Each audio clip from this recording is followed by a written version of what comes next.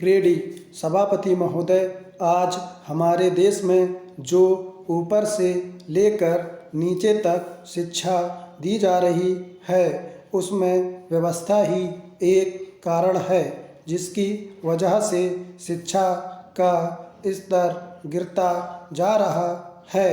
मेरा अपना विचार है कि जो शिक्षा प्रणाली है और जिस रूप में शिक्षा दी जा रही है, वही अनुशासनहीनता का भी कारण है।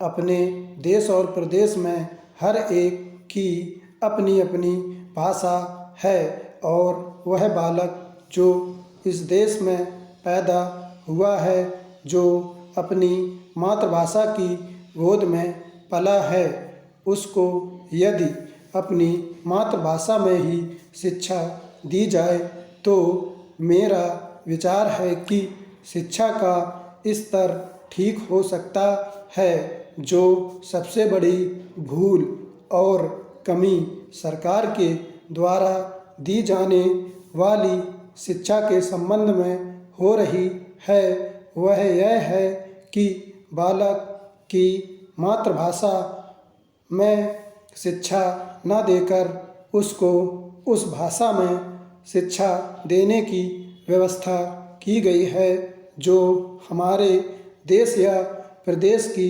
भाषा कभी रही ही नहीं।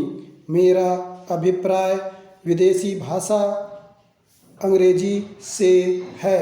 मैं यह मानकर चलता हूँ कि जब से यह भाषा इस देश में आई है, चाहे वह किसी कारण से आई हो, इसे आप भी और इस माननीय सदन के सदस्य भी जानते हैं कि उससे बुरे परिणाम ही निकले हैं।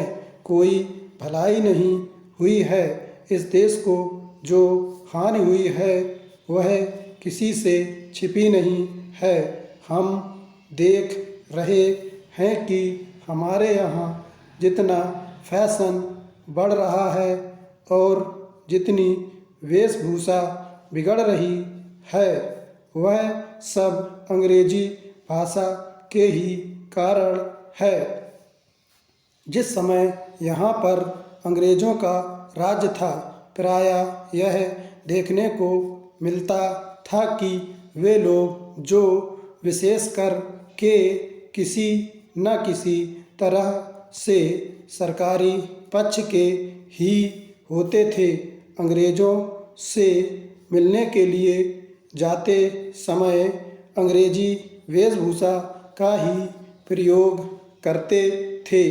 परंतु यह इस देश और इस देश का दुर्भाग्य है कि अंग्रेज़ों का राज्य समाप्त हो जाने के बाद भी लोग उनकी वेशभूषा को पहनते चले जा रहे हैं।